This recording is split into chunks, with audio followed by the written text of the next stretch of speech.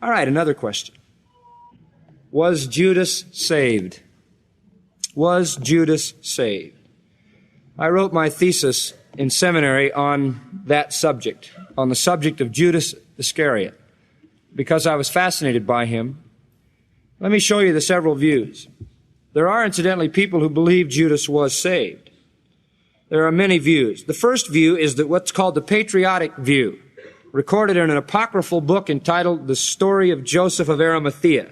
There were a lot of books written after the New Testament that were apocryphal books, and one of them was this one, Story of Joseph of Arimathea. And in that book, Judas is presented as the brother of Caiaphas, the high priest.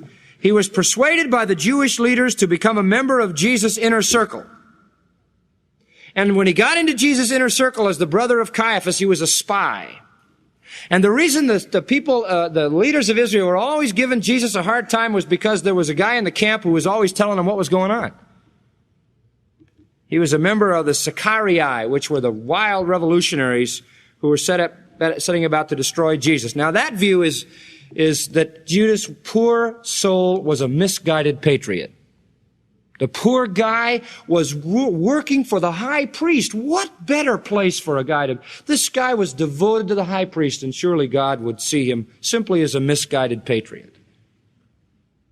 There is a second view, and that is what's called the kingdom view.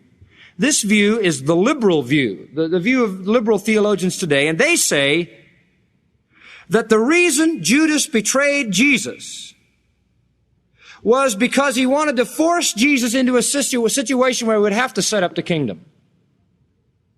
Judas was tired of everyone hassling Jesus. Judas was tired of the Romans ruling the world and the world in which they lived.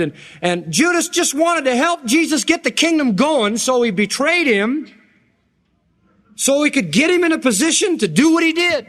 And he had a pure, positive, wonderful motive.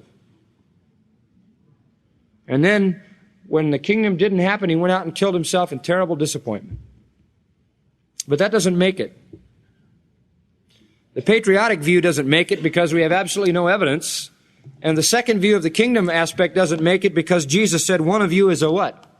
Is a devil. One of you is a devil. And Jesus said it was better for that man if he'd never been what? Born.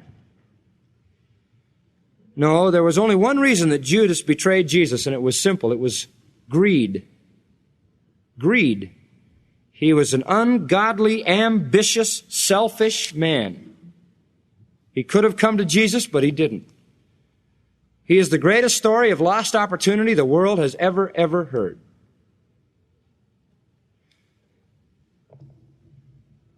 I forget who it was that wrote, "Man as of old by himself is priced. For 30 pieces Judas sold himself, not Christ."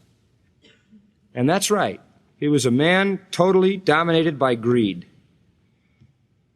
There are some who want to imagine that Judas was saved, but there's no evidence whatsoever. One of you is a devil, said Jesus.